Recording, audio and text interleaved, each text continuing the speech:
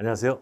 생명과학의 민지영입니다. 오늘은 그 호르몬, 지난번하고 연결해서 호르몬 분비량 조절에 대해서 여러분들한테 한번 강의를 한번 해보겠습니다.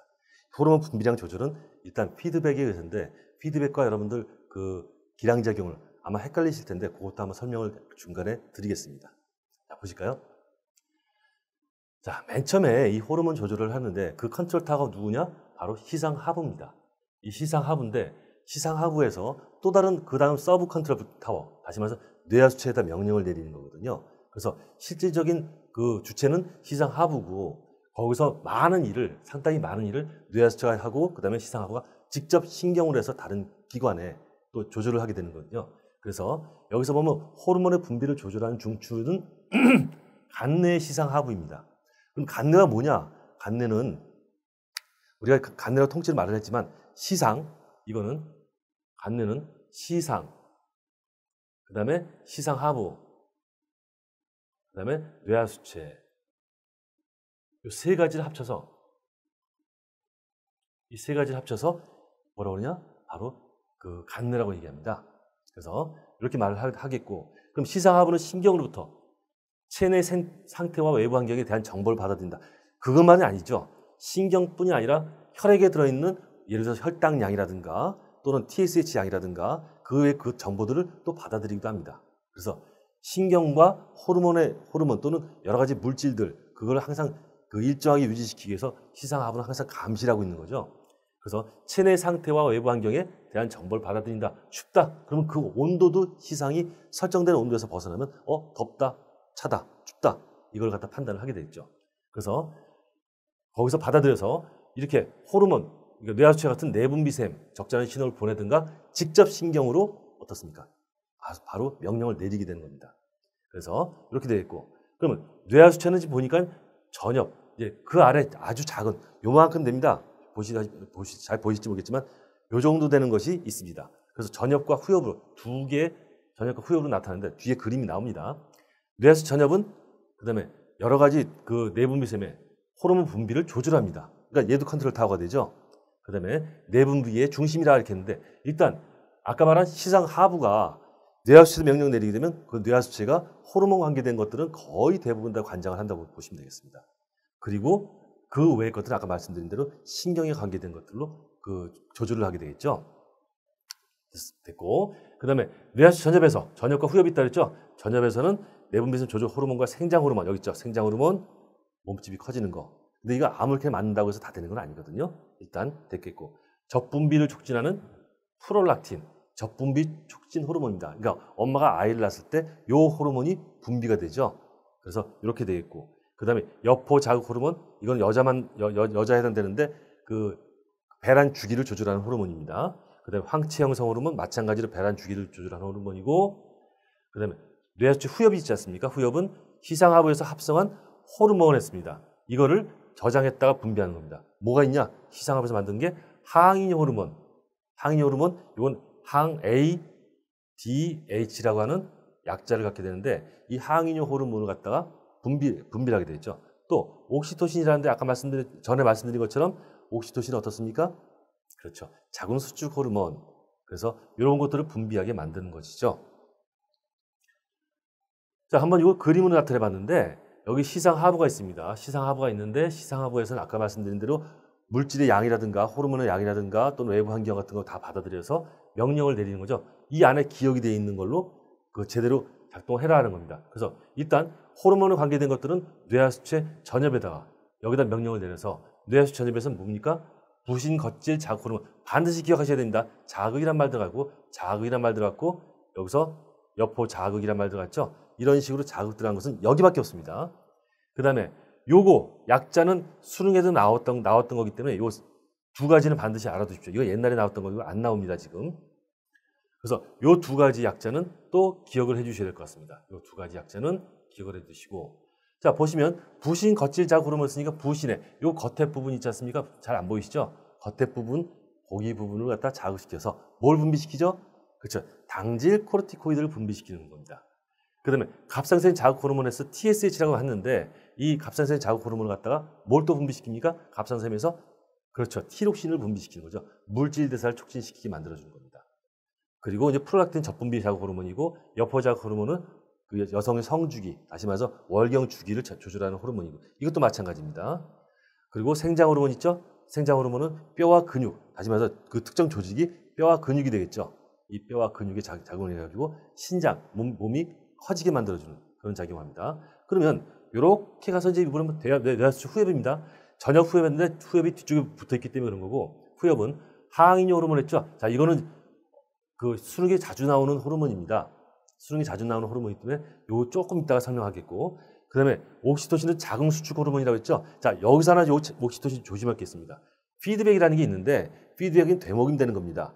보통 어떤 특정한 수준을 유지하기 위해서 높아지면 낮춰라, 낮으면 높여라 해서 보통 반대로 이렇게 조절이 되게 되는데 그걸 뭐라 하냐? 음성 피드백이라고 합니다. 일반적인 그 피드백이 음성 피드백인데 이 경우는 옥시토신이라는 것은 뭐냐면 양성 피드백입니다.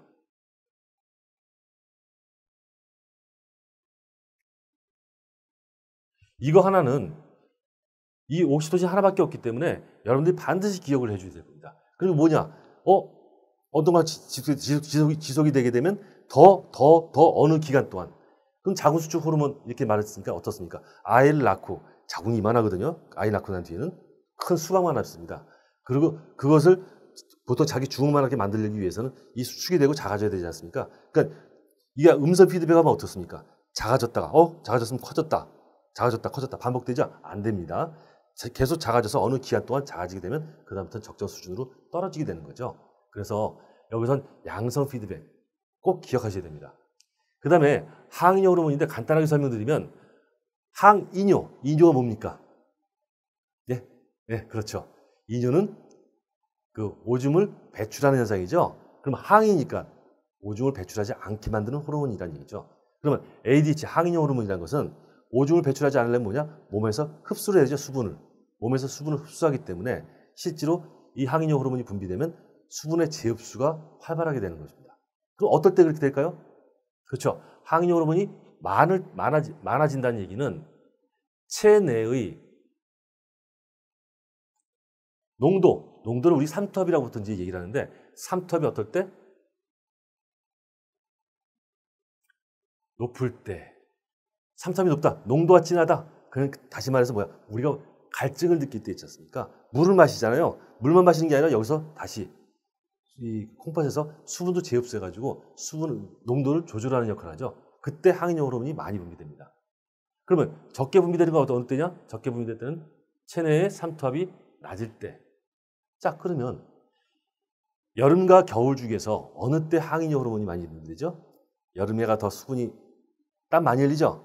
땀을 무지하게 많이 흘립니다. 많이 흘리는데 따라서 몸 안에 농도가 삼투압이 높게 되겠죠. 그래서 여름 같은 경우는 항인효 호르몬이 많이 분비되고 그 결과에 따라서 어떻습니까? 오줌이 하루에 보통 보는 오줌이 소변이 횟수가 적죠. 횟수가 적다는 얘기는 항인효 호르몬이 많이 분비된다는 얘기가 되겠죠. 예. 자, 그래서 아까 잠깐 말씀을 드렸는데 호르몬 분비량 조절해가지고 피드백 그 작용이라고 얘기하는데 피드백 대먹임이 있지 않습니까? 여기 있어요. 음성 피드백 작용이 있는데 아까 말씀드린 대로 어떤 기준이 있고 그 기준에 대해서 너무 높으면 낮춰라, 낮으면 높여라 하는 그 반대되는 것이죠. 그래서 중추에서 최종적으로 분비되는 호르몬이나 변화가 중추의 기능 억제 또는 촉진. 그래서 호르몬의 분비량을 일정하게 유지시키는 것이 음성 피드백 작용입니다. 일정해야지 되겠죠. 왜? 이 체내의 어떤 환경은 항상 일정해야 되는 항상성이라는 말씀드리죠. 그래서 일정하게 해야 되기 때문에 이렇게 말씀드릴 수가 있고 그런데 양성 피드백인데 양성 피드백은 분비 결과가 원인을 촉진하는 조절 방식 더 이렇게 되는 거죠. 그래서 이거는 뇌하수축 후엽에서 분비되는 옥시토신 하나밖에 없으니까 꼭 기억하십시오. 이건 그렇죠? 꼭 기억하시고 여기는 예를 안 들어준 게 그 외에 나머지 그 피드백은 전부 다 음성 피드백 작용입니다. 그래서 일부러 그 예를 안 들어드렸습니다. 이거 양성 피드백은 옥시토신 하나밖에 없기 때문에 꼭 기억하셨으면 좋겠다 싶은 생각입니다. 그래서 이제 됐고 그 다음에 이 다음에는 티록신 분비량 조절 원리라 해가지고 하나의 예를 든 거죠. 음성 피드백 예를. 자, 시상 하부에서 보니까 여기 이제 티록신에서 억제돼서 티록신이 적어요. 티록신이 적다고 가정합니다. 적으면은 시상 하부가 티록신 농도가 너무 낮아 그런다는 얘기죠. 그런 시상합에서 TRH라는 티록신, TSH 릴리즈 분비시키라는 호르몬을 분비합니다. 복잡하죠. 이게 분비하게 되면 뇌에서 전염해서 알았어 분비할게 해가지고 TSH 분비가 촉진되는 겁니다. 그러면 이건 목 아래쪽에 바로 아래쪽에 갑상샘인데 갑상샘이 작용을 해가지고 갑상샘이 티로신 열심히 생산해서 어떻습니까? 많이 만들어내죠. 자, 많이 만들어냈습니다. 많이 만들어내면 이것이 양이 많아지지 않습니까? 어차피 호르몬은 혈액을 돈다 그랬죠. 돌다가 어디 갑니까? 시상합으로 가죠. 시상합으로 가게 되면 TSH 너무 많아. 이번엔 줄여. 그러면 어떻습니까? TRH 분비를 요거를 줄이는 겁니다. TRH 분비를 줄이게 되면 뇌하수 전염은 저기 TRH 분비가 줄어들었으니까 적게 내라는 TSH를 적게 분비하라는 신호구나 해서 TSH 분비량을 줄어드는 게 아닌 거죠. 그러면 이게 줄어들면 갑상선에서 티로신 생산 좀 줄여. 그래서 티로신을 줄이게 되면 또 가죠. 이번에 너무 작아. 그래서 뱅글뱅글 돌게 되는 겁니다. 이해하시겠죠? 자, 만약에 갑상샘이 이상이 있다. 그러면 TSH 어떠냐 이렇게 물어볼 때 여러분들 생각하실 때 이거하고 이거 전인데 그걸 어떻게 알아? 이렇게 하시지 말고 하나씩 그 회로를 지나가 보시면 됩니다. 이게 이상이 있다. 그럼 티록신 분비가 줄어들죠. 티록신 분비가 줄어들면 피드백돼서 내놔 해가지고 TRH를 분비하게 되겠죠. TRH 분비하면 뇌하수 전염은 TSH 분비하겠죠. TSH 분비가 높아진다는 겁니다. 이해하시겠죠? 만약에 뇌하수 전염이 이상이 있다.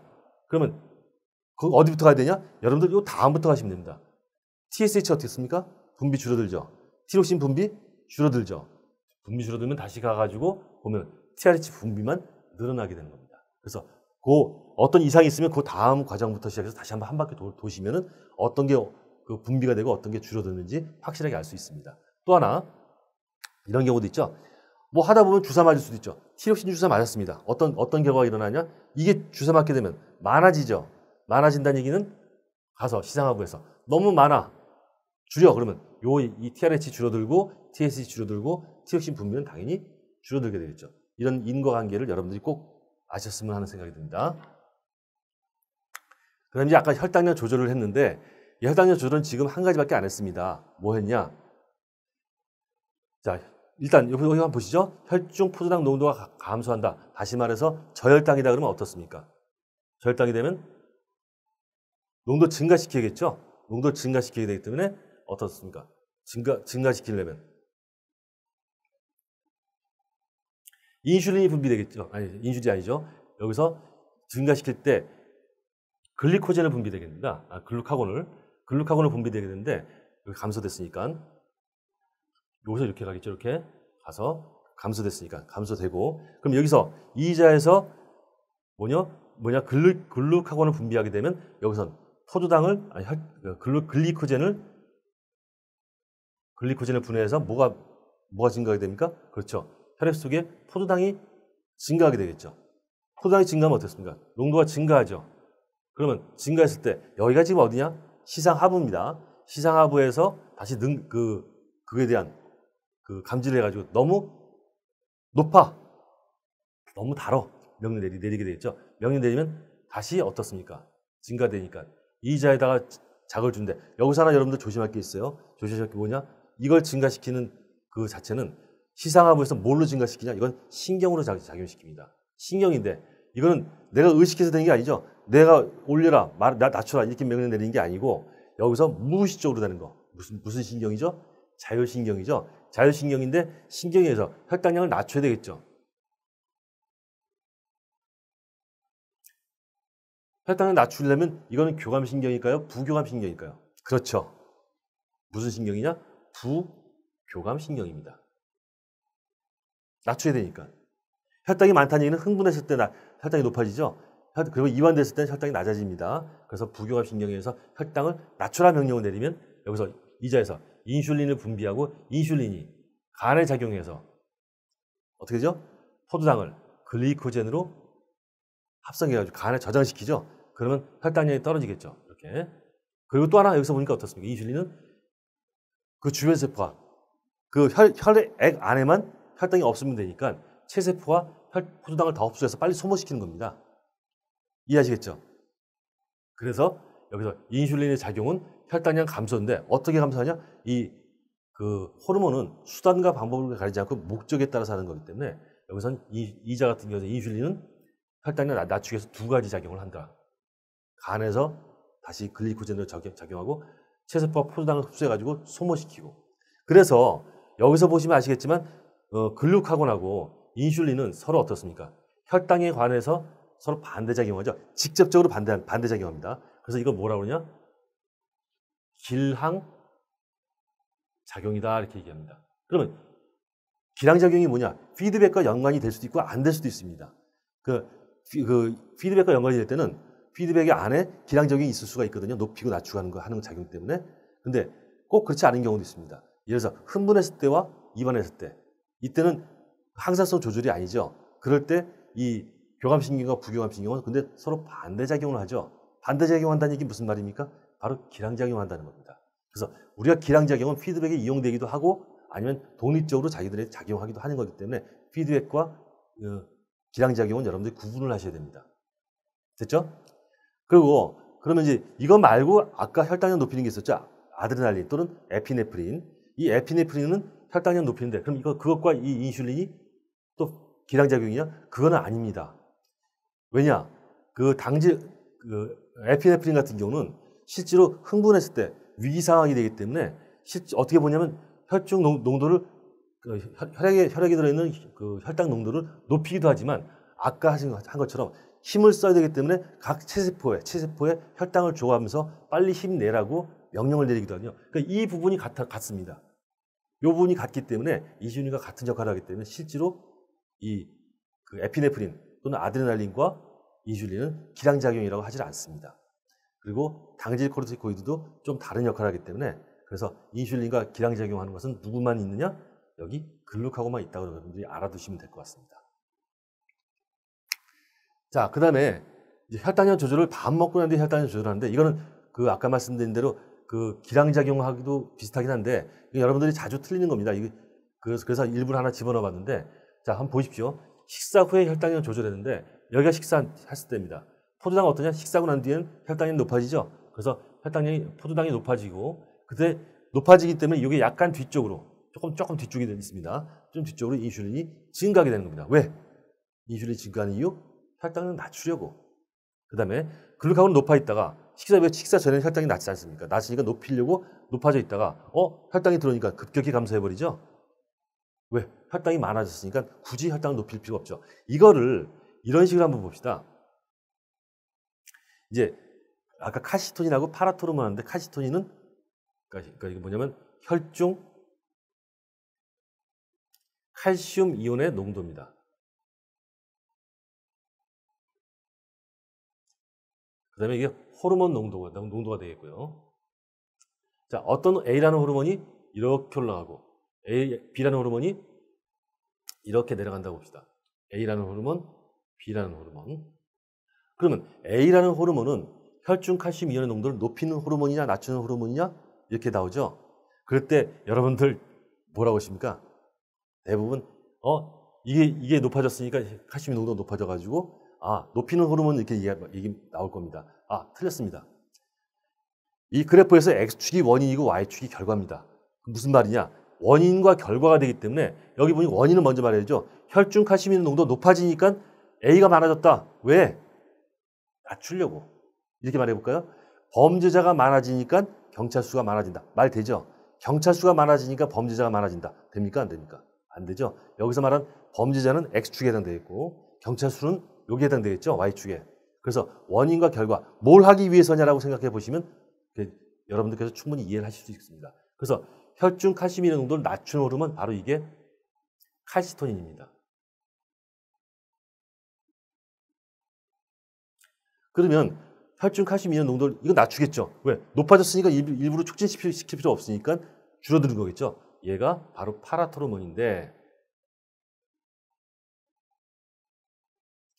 생각해 보시면 알겠지만 여기서 칼슘 이온의 농도를 혈중 칼슘 이온 농도를 낮추는 방법은 어떤 것이 있을까요? 세 가지만 대보십시오. 그렇죠. 일단 뼛속에 저장시키는 거죠. 두 번째 배설, 오줌으로 내보내겠죠. 세 번째, 그렇죠. 먹고 난 뒤에 소장에서 흡수를 방해하면 되겠죠. 이런 식으로 목적과 수단과 목적을 가르치지 않기 때문에 여러분들이 그 기능 자체를 갖다 외우지 마시고 그 목적을 외우신 다음에 그 다음에 어떻습니까? 응용을 하면 된다는 겁니다. 그래서 호르몬은 그렇게 볼 수가 있겠죠. 예, 여기까지 해서 호르몬의 조절 작용을 일단 말씀을 드렸습니다. 다음번에 더 좋은 내용으로 찾아뵙겠습니다. 예, 감사합니다.